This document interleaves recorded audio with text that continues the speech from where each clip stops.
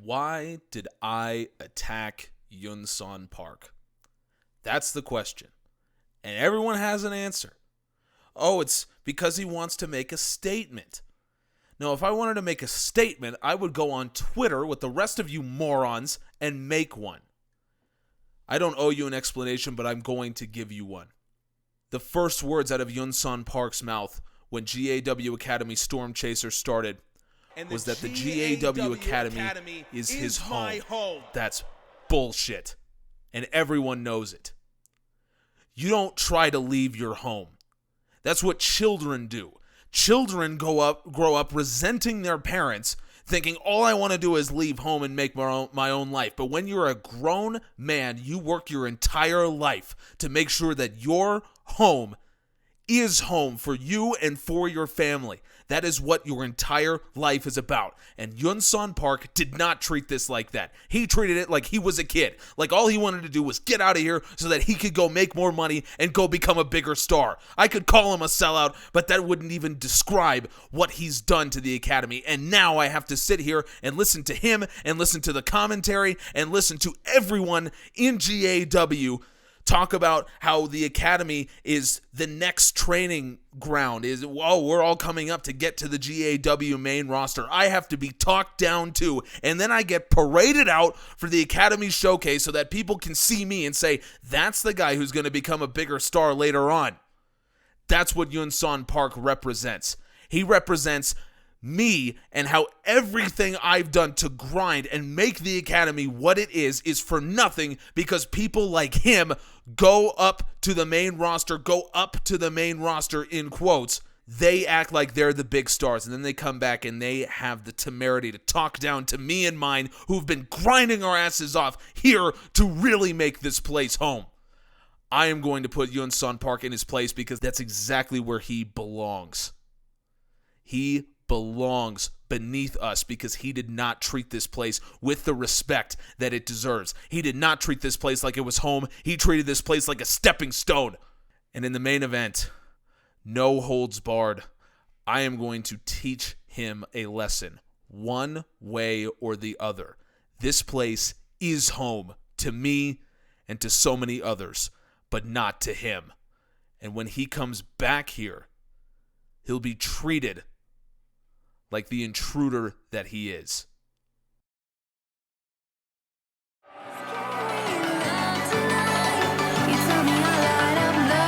Wow.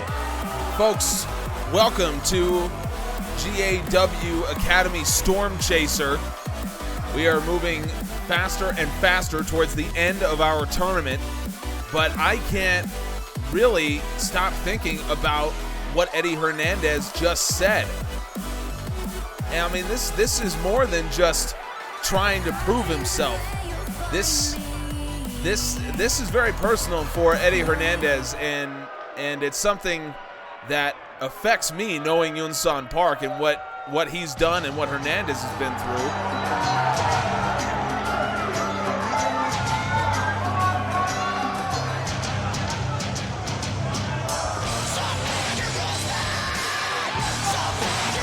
But this will cheer you up here as the GAW Academy Women's Champion makes her way to the ring. Lazzara. She is still undefeated in this tournament.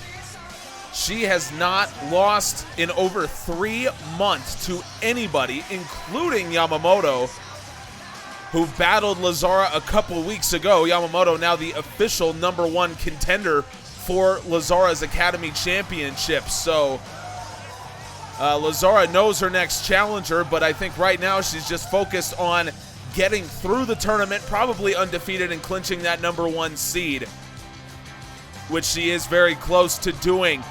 And she will get to take on Katherine Sakomoto, who battled Yamamoto for #1 contendership for Lazzara's championship. Let's see if Lazzara can stay hot against the MMA legend killer. So Lazzara here coming in at 5-0, starts things out with a sling blade. Katherine at 4-1. Yamamoto also at 4-1. And so Lazzara has a 3-point lead now by virtue of winning a battle royal in our opening episode. And so if my math is correct, the women have 2 matches left, including this week. And so if Lazzara wins and Yamamoto loses in her match later on against Katherine Sakomoto, which we will not bring to you, but of course we'll tell you the result when it happens, then Lazzara will clinch the #1 seed going into the elimination portion of the Stormchaser tournament. Because remember, this entire group stage, really, wow, look at the strength here from Katherine. Single-armed backbreaker, picks Lazzara back up and goes for a second one on the Academy champion. Quick cover here from Katherine Sakomoto. Referee a little slow to get down for the cover. Lazzara kicks out anyway. So this whole round robin here is just for seeding for the eventual elimination tournament. The winner of that tournament for both the men and the women will get a one-way ticket to the GAW main roster. And Lazzara at this point seems to be the favorite as Lazzara slips out of that and goes straight for the chop block. Lazzara looking for the boot, caught by Katherine. Now has Lazzara into a rolling knee bar. Extremely painful submission, but Lazzara gets her other leg free and is able to break out of it. Lazzara is adept at defending both strikes and submissions. And now take a look at this with an airplane spin facebuster. Lazzara drops the MMA legend killer, goes for the cover. Katherine kicks out. Katherine was embroiled in a violent match against Yamamoto after she took exception to Yamamoto being christened the future of Japanese wrestling, and now Lazzara has her in trouble on the side. Lazzara power bombs her right on the apron. On the LED board as well, all of Katherine's back catching that hard metal corner of that board. I can't believe Katherine is still standing, and now Lazzara going to give her a little bit more punishment after that. Lazzara with the kick to the head. 3 minutes into this match, and Katherine has already endured about a year's worth of punishment from the Academy champion. And now wisely just getting into the ring to give herself some time, but not so wisely getting up onto the middle rope, allowing Lazzara to get back in the ring, push the advantage as Lazzara an air raid crash neck breaker. That's a move, of course, made very famous by Kazuchika Okada, the trainer of the #1 contender Yamamoto. So I wonder if Lazzara is sending a message to the 19-year-old. Lazzara Pele kick. And it is all Lazzara right now against Katherine, going for the double underhooks, but Katherine pulls her down. I think Lazzara was looking for the where I've been. Katherine rolls her over after driving her face first into the mat. Lazzara kicks out at 2. The women, of course, idle last week, but Lazzara coming off a win over Yamamoto. Now the woman that we know is the #1 contender.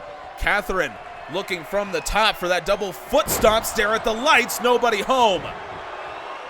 Lazzara rolls out of the way, but Katherine quick on her feet, able to take the advantage back now. Lazzara on the other side of the ropes, on the apron, near that LED board again. Dangerous position, and Katherine stands her up with a DDT. That is not a place that you want to take a DDT, that's for sure. And now Katherine targeting the legs on the much harder surface on the outside of the ring. Now Katherine takes her turn to try to take advantage of the women's champion after Lazzara had really controlled most of this match in a fairly major way coming in. Elbow to the gut, but Katherine once again floors her with that kick, and Katherine, I thought was going for a fisherman's buster, but instead hangs onto the leg and swings it back. And all of this is in preparation for Katherine's deadly submission move, which she went for right there, went for legend killer. But Lazzara, a little bit of film study there from the Academy champion. And Lazzara snaps snaps Katherine's neck. And Lazzara could be looking to end things here. Lazzara looking for make my fortune. No! Katherine drops her with a lariat. Lazzara comes straight back with a lariat of her own. Picks her up. Katherine, deep arm drag. Lazzara on one knee. Katherine targets the leg once again and swings it back. Second time she's gone for that particular move on the same leg. And now Katherine, couple lariats here. Lazzara goes for the boot, caught and taken down by the MMA legend killer. Neither woman has really been able to land the big move so far. Katherine goes for the cover. Lazzara kicks out at 2. Well, this would be very, very interesting if Katherine were to pick up the win here, not only for the tournament, but also for the Academy Championship, where we could be in terms of that. But Lazzara drops her down into the armbar, but Katherine very smartly rolls it over. Lazzara catches her into a label lock position, but instead grabs the other arm. She's got her fingers locked, and Lazzara cranks back on the left arm of Katherine. You can see how well trained Lazzara is in all manner of wrestling. And now Lazzara again looking for make my fortune, but Katherine drops her with a lariat. Katherine looking for the knee. Lazzara catches it, now up against the ropes. Katherine fights back, knee to the gut, strike, and Katherine with a huge thrust kick. Katherine has used that to win matches before, and she absolutely plants the Academy champion. Katherine pins the champ, and Lazzara kicks out. Now, what would this do for the future of the Academy Championship, knowing that, of course, Lazzara the champion, Yamamoto the #1 contender, but now Katherine looking for a win over the champ. Katherine locks in the legend killer. She locked it in, but I don't think she got all of it, and Lazzara was able to crawl away. She caught it just in time, as Katherine did not quite get her arm around Katherine's foot, which puts all of the pressure on the legs. It's a big reason why Katherine has been working so much on the legs of the champ. Katherine now clotheslines Lazzara over the top. We saw a draw in our opening match last episode of Wednesday Night Storm. We saw Andrew Wesley get his second draw of the tournament when he faced off with Jackal. Could we see another one here as we come up on the 60-second mark? Katherine makes her way to her feet. Lazzara, a rare miscalculation allows Katherine to get back in. Rake of the eyes. Lazzara catches the strike. We're back under 1 minute here as Lazzara has Katherine against the bottom rope. And Lazzara, she doesn't always go to the well for this one. Lazzara lines her up, and a drop kick with Katherine. With Katherine against the bottom ropes, and Lazzara now hooking the leg of Katherine Sakomoto, and Katherine just able to kick out. 30 seconds. Lazzara looking for the springboard moonsault. Look at the air she got on that, but nobody home. Katherine smartly gets out of the way, goes for the thrust kick. Lazzara catches it, and Lazzara, she's a smart competitor. She knows the time, 15 seconds. Katherine fights out. 10 seconds. Strike from Katherine, knee to the gut from the MMA legend killer. 5 seconds, though. I don't think there's enough time. I think we are going to get a draw. And what an interesting scenario this makes atop the women's standings. And I'm not sure what we're going to see now going forward. There is a lot. We have another women's match coming up, Caitlin versus Suzuki. But first, the new GAW World Champion is backstage with a GAW Academy Champion, Garrett Gibson. Folks, we are pleased to welcome Kenny Omega to the GAW Academy. Garrett, I'm glad I caught up with you, man. I just wanted to tell you, I have watched your rise and your development since you first signed here, and man, you are a breath of fresh air. You are exactly what the GAW Academy has needed. You're really what the world of wrestling needs in terms of your style and your ability. I think you could be on the GAW main roster right now. I think you are that good. And so I just want to tell you that from all of us on the main roster, we see what you're doing. We are all really, really impressed. So, keep doing what you do.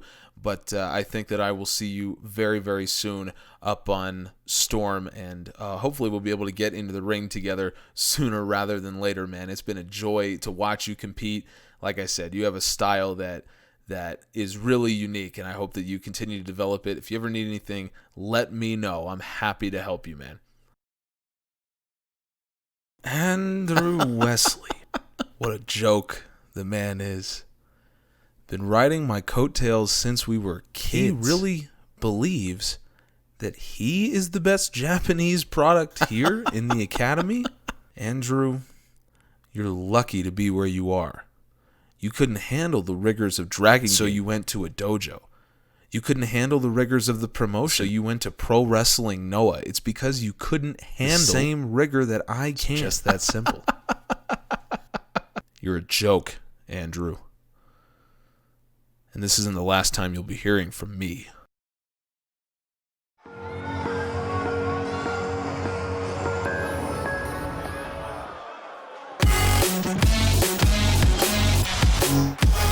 Andrew Wesley, last time we saw him was a draw against Jackal, marked his second of this tournament. Now looking to get back on track with a win, and you could hear him being antagonized by Oliver Parker, his longtime rival. We will see Parker in action right after this. But, I mean, there is a whole lot right now to talk about on both sides. But it's not lost on me the significance of the draw between Katherine and Lazzara, the second in as many weeks here in the Stormchaser tournament, because that means that it is still possible for Yamamoto to chase down Lazzara. Lazzara right now sitting at 13 points after that. So Yamamoto with a win will move up to 11, meaning that I believe it is still mathematically possible for Yamamoto to catch Lazzara and become the #1 seed. So that is a big match for the women's standings. Here now is a big match in the men's standings, featuring Andrew Wesley and our newest signee.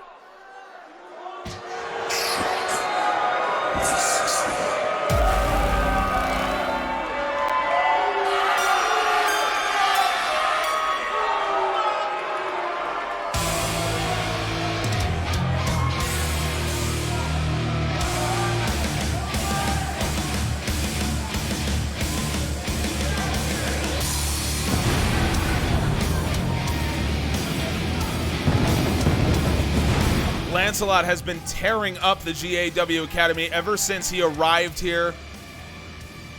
Of course, we know the pedigree that he comes in with. That's no surprise. I've mentioned it every time that he's been on. I've mentioned the incredible pedigree, and I do it because it bears mentioning. When you talk about a guy who's held 124 championships across every promotion, that is... I mention it because we're so lucky to have somebody like him here in the Academy, and he has certainly lived up to his billing, beating Jackal in his debut after he attacked Jackal's mentor, La Tortuga Roja, and we're being told that Jackal and Roja are not on speaking terms right now after Jackal has gone 0-1-1 in his last two, and then Lancelot, of course, last week took down Mexican Shaya. So Lancelot, the king of the underground, as many call him, has an opportunity here to win 3 in a row against the guy who is desperate for a win in Andrew Wesley. So even though Lancelot has started 2-0 in his Academy career, because he took over for La Tortuga Roja, who was 0-4, Lancelot still finds himself near the bottom of the table right now in the Stormchaser tournament. Wesley goes for the first cover and easy kick out. So Lancelot now at 2-4 after 2 straight wins, 8 points.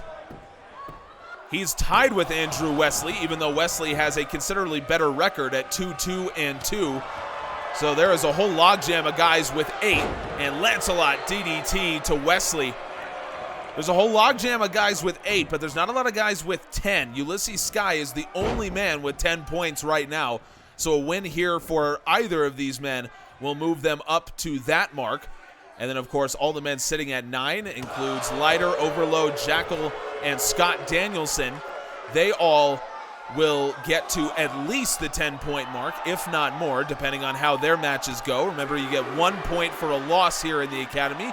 The reason we do that is to heavily disincentivize any kind of shenanigans in matches. A lot of these guys have made friendships, they've made bonds, and it really disincentivizes any manager or anyone at ringside to get themselves involved. And it has worked really well. We have yet to see a disqualification of any kind, just 3 draws. So very often these matches end up with winners, as they should.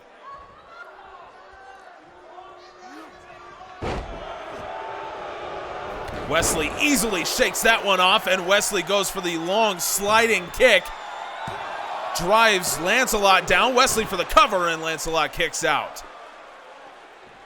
Coming up next, as I mentioned, Oliver Parker, the Oni King, and the man currently sitting alone in first place in the Stormchaser tournament, will be in action when he takes on Stefford Drummond, OSHA's least favorite son. We will also see Caitlin and Suzuki, and now Andrew Wesley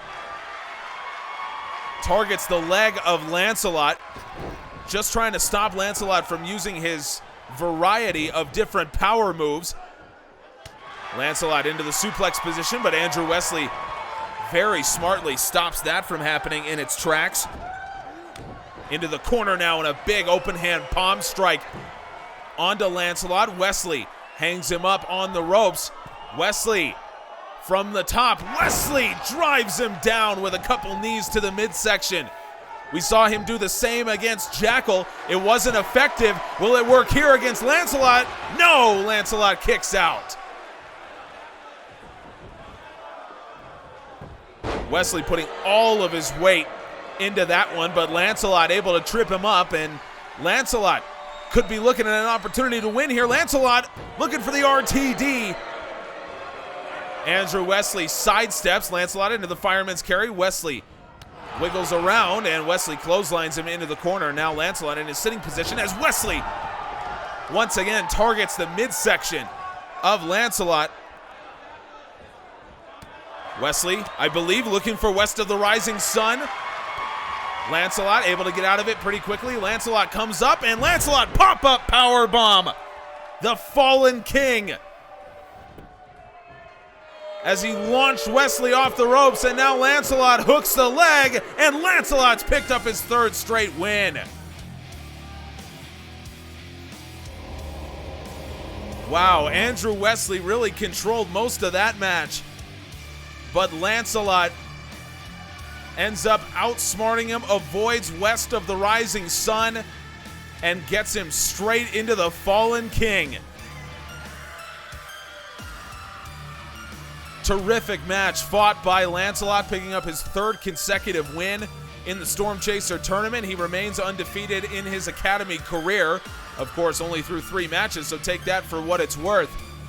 But Andrew Wesley now, he was antagonized by Oliver Parker before the match, and now Wesley fails to pick up a win for, I believe, the 3rd week in a row now. So maybe a little bit of credence to Parker saying that he was always the better of the two. I don't think this is the end of the rivalry between Wesley and Parker. Lancelot absolutely just driving Wesley down with the Fallen King. No shame in losing to that move. That is one of the most brutal moves you will see. Lancelot, 3rd straight win for him. And speaking of the Oni King, Oliver Parker, he is coming up next to hopefully stay in first place in the Stormchaser tournament as he takes on OSHA's least favorite son, 1-5, Stefford Drummond.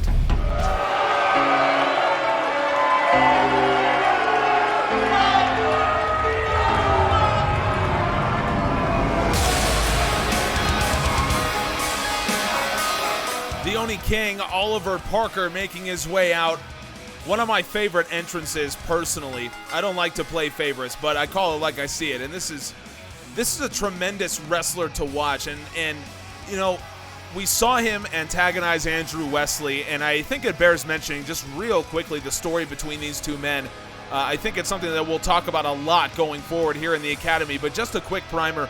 These two guys have been pretty much inextricably linked their entire lives from the day they were born. They share a birthday. They fought on the amateur wrestling scene in America.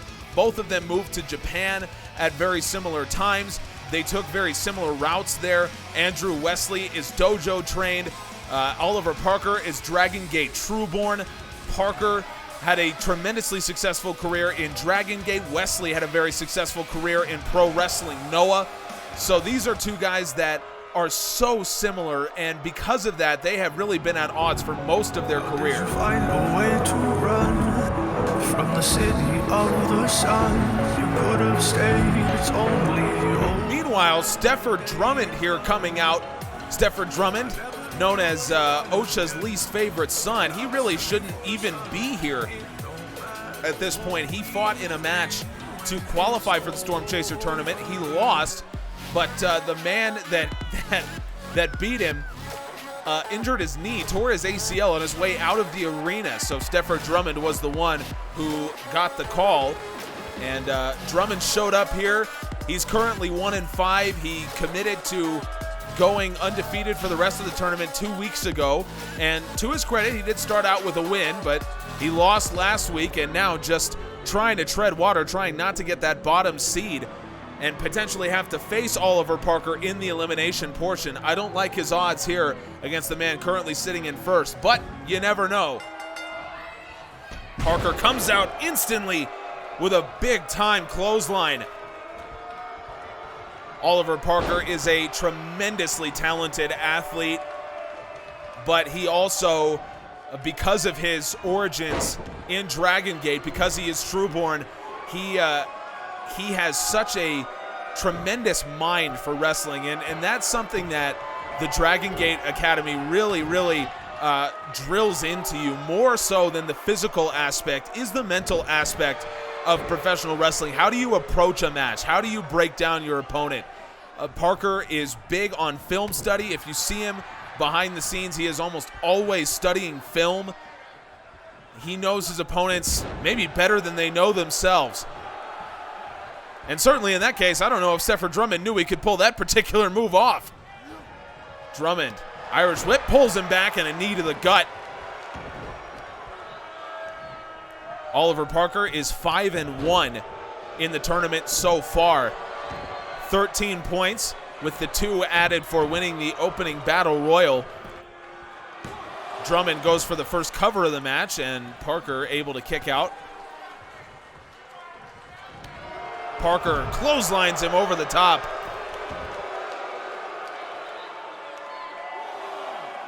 Oliver Parker actually lost to Jackal back in week 2 of the tournament. Kind of a shocking loss looking back at it. I mean, the two were very evenly matched coming in, but given the run of form that Oliver Parker is on, and the fact that Jackal, like I said, is winless in his previous 2 matches, you know, certainly if Jackal were to beat him this week, it would be a big surprise. So that was back in week 2. Parker has since rattled off 4 straight wins, most of them in dominant fashion. A big reason why we haven't shown you a lot of him, because his matches just don't go very long. This one might, though, because even though Stefford Drummond is 1-5, he is more talented than that record would suggest, and you're seeing it here as he's going toe-to-toe with the current first place in the tournament. But Parker now has Drummond up in the suplex position into the armbar. Drummond rolls it over, and this is very similar to something we saw Lazzara do earlier in her draw with Katherine Sakomoto, as Oliver Parker has that hand locked, and Parker pulls back on the arm of Stefford Drummond, and that'll really impair Drummond's ability to lock in his finishing maneuver. the get a job, what many of us know as the Steiner screwdriver, or what Brian Cage has come to call the drill claw. Stefford Drummond, nice arm drag there, avoiding what I think would have been the Trueborn from Parker. And Parker once again hits him with that low GTS. Parker doing a little trash talk to OSHA's least favorite son. Big forearm and another one. Drummond gets up and eats a Pele kick from Oliver Parker for his troubles. Back body drop from Stefford Drummond, but Oliver Parker very smartly rolls out of the ring, comes right back in, and Parker rolls through with the leg and comes down right on that left knee of Stefford Drummond. Was going to target it again. Drummond gets up and answers with a forearm. 4 minutes in, you still feel like this match could go either way. Neither man has really been able to lock in that final move, the one that will end it all. But Oliver Parker trying to hear Trueborn from Oliver Parker. Right as I said it, Oliver Parker picks up the win. I said that both men had been struggling to lock in that final move, but finally Oliver Parker hits the Trueborn. Again, an homage to his time with Dragon Gate, the only American to be considered Dragon Gate Trueborn. Dragon Gate has one of the most grueling developmental academies in the world, and one of the most challenging to gain entry to. But Oliver Parker, the first American to not only gain entry but to graduate the program, and you're seeing that influence here as Parker moves to 6-1. What a tournament it has been for the Oni King. Folks, we have one match left before we get to the highly anticipated grudge match between Yun-Son Park and Eddie Hernandez. It is Caitlin Dunlap against Suzuki.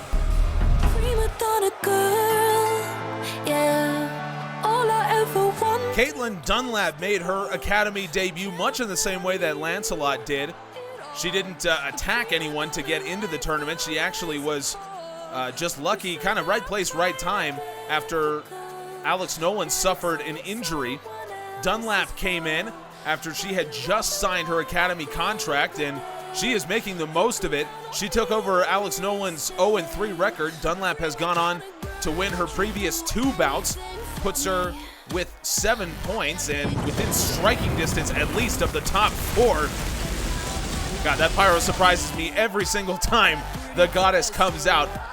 Dunlap may claim to be the most beautiful woman in the academy, but she certainly has a claim to be the most dangerous woman in the academy with how well she is wrestling right now. But she is going up against a woman who is angry under normal circumstances. Let's just say that.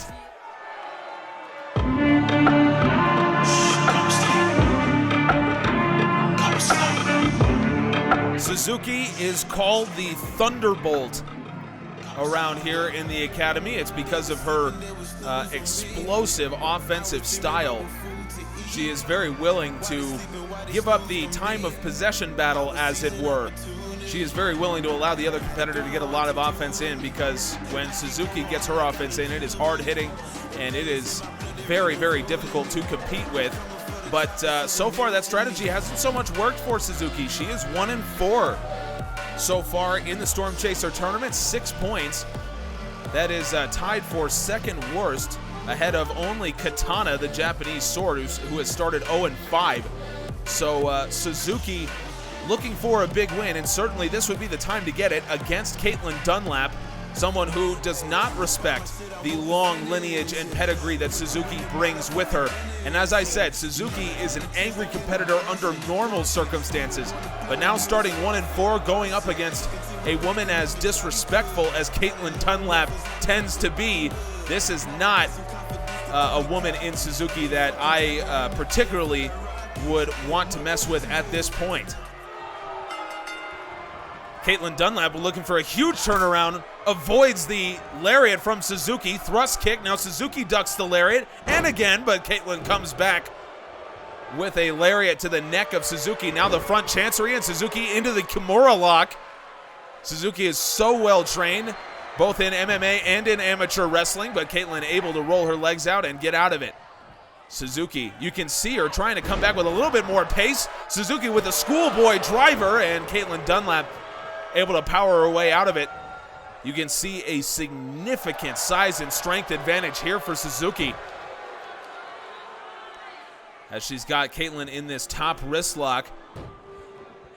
This is a faster pace than we're used to seeing from Thunderbolt, and a little bit more offense than we're used to seeing from her in the early going of a match. But I think she respects Dunlap's offensive ability, if not her attitude. But Dunlap now coming out of the ring, but Suzuki chases her down. Dunlap saw it coming. Suzuki catches the kick and takes her down with a kick to the back of the knee. Dunlap will have to use her quickness, but Dunlap also comes in with a bit of strength herself. As I mentioned, she took over Alex Nolan's 0-3 record. She went on to beat Katana in her debut. Snap suplex there from Dunlap. I'm sorry, she went on to beat Kristen Sakamoto in her debut, and then beat Katana in the last week of the women's tournament. And then Dunlap was off last week of Stormchaser, as the women had a week off. They have 3 fewer matches than the men. So they got a week off, and they will end their round-robin competition next week. So not a whole lot of time left for movement in the seeding, but there could still be a surprise here or there, and Caitlin Dunlap is hoping to be the beneficiary of that, as Suzuki has her up in a powerbomb position and drives her down with the sit-out last ride. Deep arm drag from Dunlap, and open palm strike from the Goddess. Dunlap going for a cover. You want to talk about the disrespect. Suzuki with an easy kick out. Going for the kick. Suzuki out of the way, and a backdrop suplex with a bridge. Dunlap kicks out.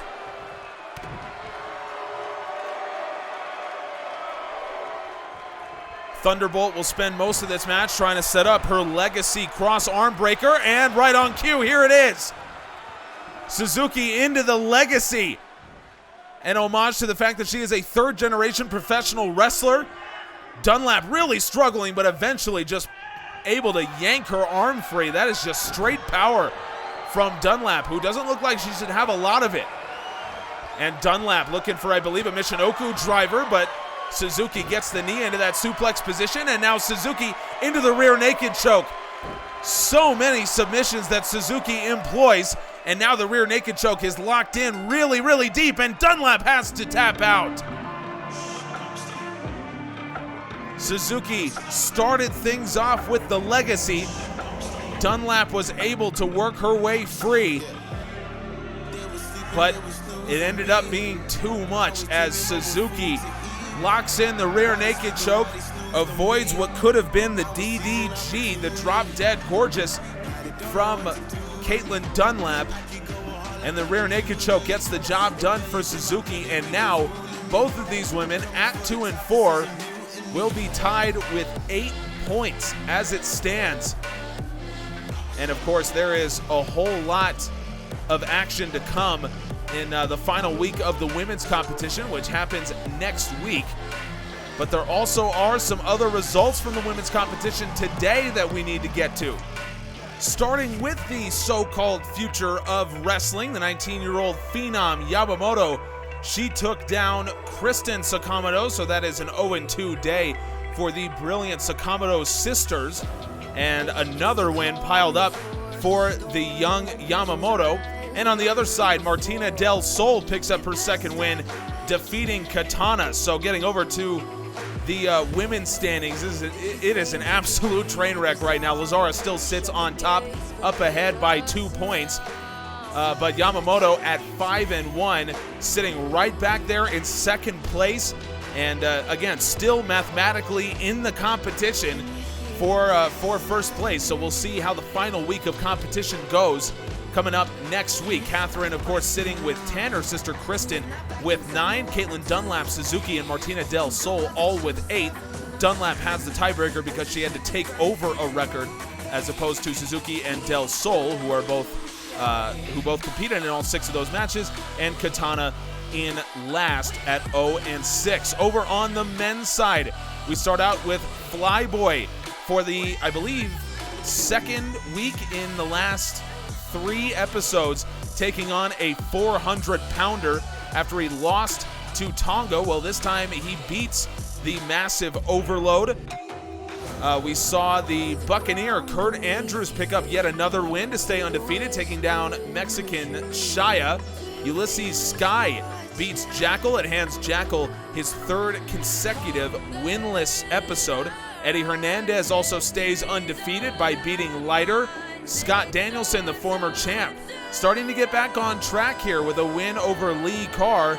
And then the current champ, Garrett Gibson, takes down Tonga to continue his winning ways. So over on the men's side, Oliver Parker remains in sole control of first place at 6-1. Eddie Hernandez, Kurt Andrews, and Garrett Gibson all hot on his tail. Hernandez and Andrews are both 7-0. So we will be tracking that undefeated streak as we near the end of the competition. Ulysses Sky sits alone with 12 points, still in the hunt, possibly for second place with 3 matches remaining for the men. Scott Danielson at 4-3, starting to climb his way back up. He's got 11. Jackal, Overload both have 10, followed by Leiter, Flyboy, and Lancelot, who is absolutely cruising his way up these standings with 3 consecutive wins since he debuted. Mexican Shia and Andrew Wesley both with 9. Lee Carr, Stefford Drummond, and Tonga all sit at 1-6 with 8 points apiece. Folks, it has been a very, very emotional battle between Eddie Hernandez and Yunsan Park, even though they have not touched each other in an official capacity in their entire careers. But it's about time as they face off in no holds barred action in the main event here of GAW Academy Stormchaser.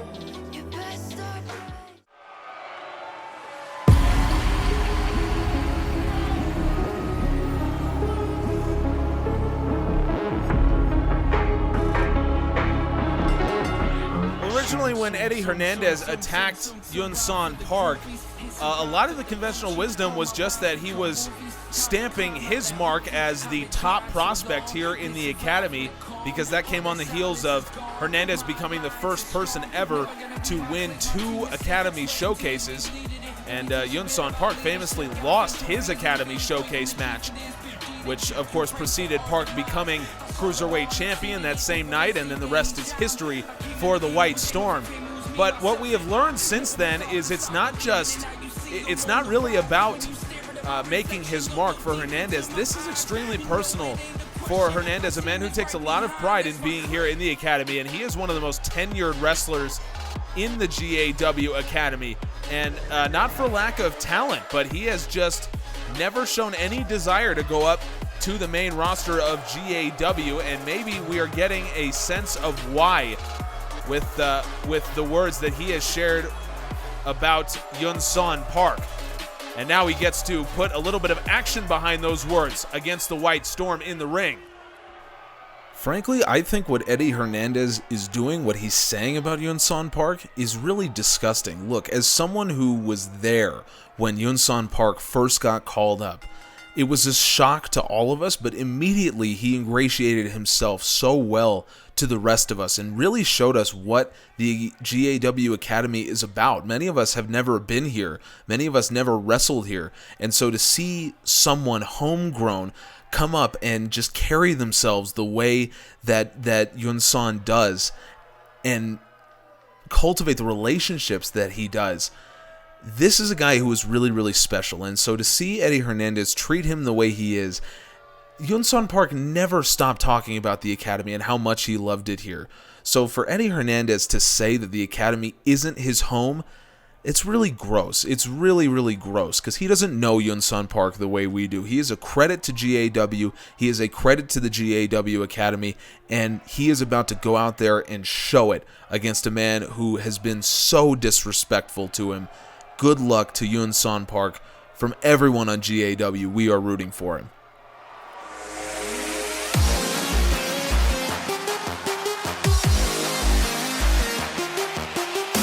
Yunsan Park coming in his ring here. This will be the first time that we've seen Yunsan Park in I want to say about 3 months now since we've seen Park in action. First time since GAW Christmas party. So yeah, it's been a little while. Or GAW Winterfest is where that happened. So it's been a little while for the White Storm.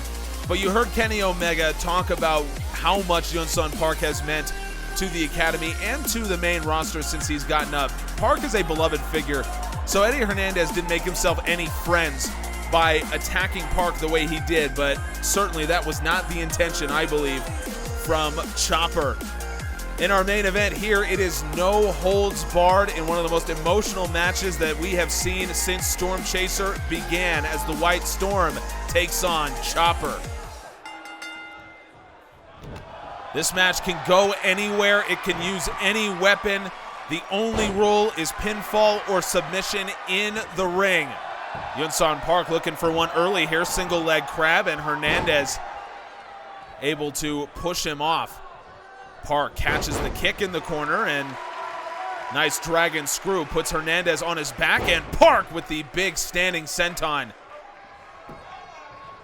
Park now goes for the first cover of the match. Aggressive start here for the White Storm, who really has not responded much to Hernandez. Hernandez has done most of the talking when it comes to the rivalry between these two.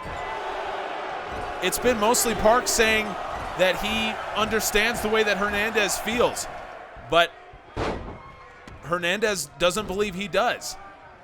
And Park, like most of us, did believe that Hernandez initially attacked him to just make his mark in the Academy. But as I said, it seems to be a lot more than that for Eddie Hernandez. Park going for the splash in the corner. Hernandez comes out with the elbow, and now Hernandez pulls him back into a Hurricane Rana off the Irish whip. I thought he was sending Park out of the ring. Hernandez looking for the standing cutter. Park pulls him off, and Park with the lariat, and again going for the senton, but this time Hernandez had it scouted. Gets the knees up right into the lower back of the White Storm. Now into the corner goes Hernandez, and Park gets his knees up, but Eddie comes back with a big forearm to Yunsan Park. This match has been entirely contested in the ring so far. This time Hernandez with a huge strike sends Park to the ground. And now Hernandez tosses him over, and that can't feel good on the back. Hernandez with that revolution knee. That beautiful rolling knee strike from Eddie Hernandez absolutely floors the White Storm, and now Hernandez rolls him back into the ring, goes for the cover. Hernandez and Yunsan Park kicks out before two. Park has his own arsenal of incredibly deadly offensive maneuvers, but now he's going for an arsenal of a different variety as Park pulls a chair out from the ring. Park goes to swing it, and Hernandez catches it and pushes it right back into the face of the White Storm.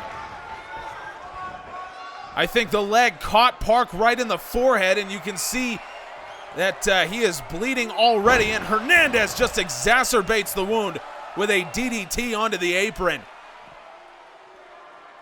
Park was the first to pull out a weapon, and it backfired as Hernandez sent it hurtling back into Park's head. Gut kick from Park misses, and Hernandez floors him with the uppercut. You can tell that Hernandez has the upper hand, and he is fighting with a lot of emotion here as Park comes in with the standing Meteora.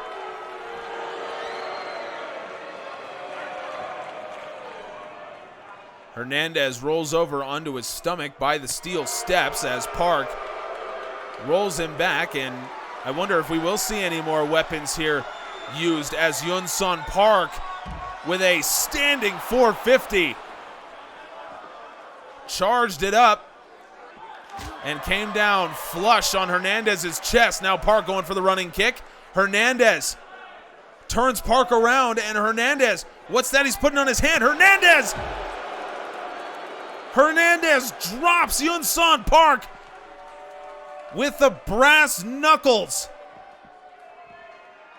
Hernandez absolutely lays out the White Storm with a set of brass knuckles. And that has absolutely opened the floodgates of Yun-Son Park's forehead. Park is bleeding profusely from that wound after Hernandez. And now Hernandez again lines up a big punch to the head of Yun-Son Park. And another one. Park is just gushing from that wound after being hit with the brass knuckles. And now Hernandez with a pair of lariats. Park goes for one, ducked, and Hernandez hits him with the upward kick. It has been all offense concentrated around the head of Yun-Son Park, but Park hits him with the spinning back fist with the Hurricane, and then Park drives a chair into the lower back of Eddie Hernandez. Yun-Son Park showing some life here despite the blood pouring down his head from the brass knuckle shot and from the chair that he took to the head. But now Park going up top. Park! Miracle from LA! Park hooks the leg of Eddie Hernandez, and Yun-Son Park somehow picks up the win. After all of the talk, after everything that Hernandez had said, Yun-Son Park somehow picks up the win. Battered and bloodied, Yun-Son Park has shown once again why he is so beloved by the GAW faithful. Eddie Hernandez put him through it all. A steel chair, some brass knuckles, this DDT on the apron. Hernandez did it all to Yun-Son Park, but Park sustains and comes back with the miracle from LA, so named because that was the move that he used to win his first Cruiserweight Championship against Pac from Wednesday Night Storm in Los Angeles. And cut the music. Park, this is exactly what I wanted to see from you. I know I lost, but the whole point was to get you to defend your territory. If you want to call this place home, then you will defend it with your life like the rest of us do. And that's what you did. I'm not ashamed to lose, because I want to see the guy who took so much pride in the GAW Academy that he turned down a showcase match. No one knows about that. You've never told anyone about that. But you know it's true.